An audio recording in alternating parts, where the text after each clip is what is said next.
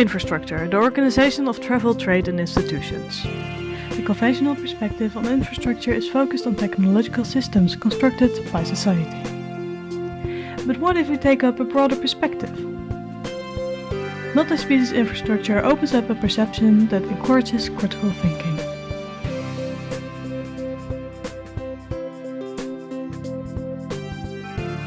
In his work, Morita explores the floating rice fields in Thailand. The Chao Phraya Delta was most suitable for floating rice. However, when highways and Western-style buildings became part of the existing infrastructure, the water flow changed, and consequently so the type of rice that would flourish.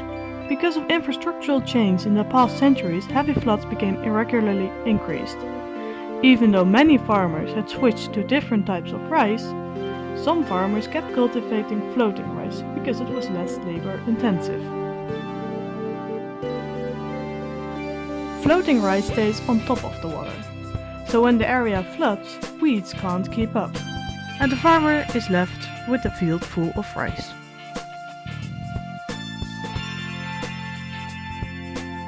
At the center of this multi-species infrastructure is the effective relation farmers have with rice species. The Chao Phraya Delta is an example of a multi-species infrastructure because the relation between farmers and rice reforms the structure of the delta. It has influence on both the water levels and political decisions regarding the area. Consequences of plant blindness are underestimating the agency of plants and overestimating the distinctness of human societies. Multi-species infrastructure is a concept that goes beyond the nature-culture divide. The nature-culture divide keeps in place a human exceptionalist worldview in scientific disciplines. This neat division between humans and, well, everything else bears the imprint of a certain way of imagining the human subject, namely as a seed of awareness bounded by the skin and set over against the world. Instead of seeing society and nature as separate things, we should acknowledge the entanglement of entities in this world.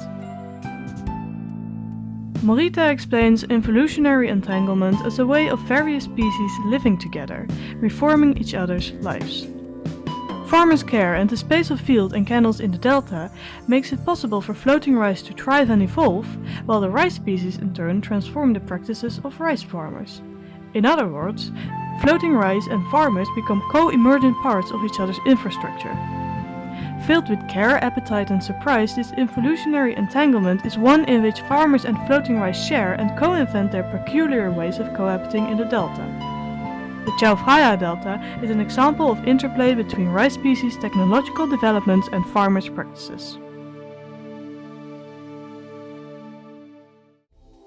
Multi-species infrastructure is a way to acknowledge not only the connection between human and non-human societies, but also to acknowledge that infrastructures are not built from scratch.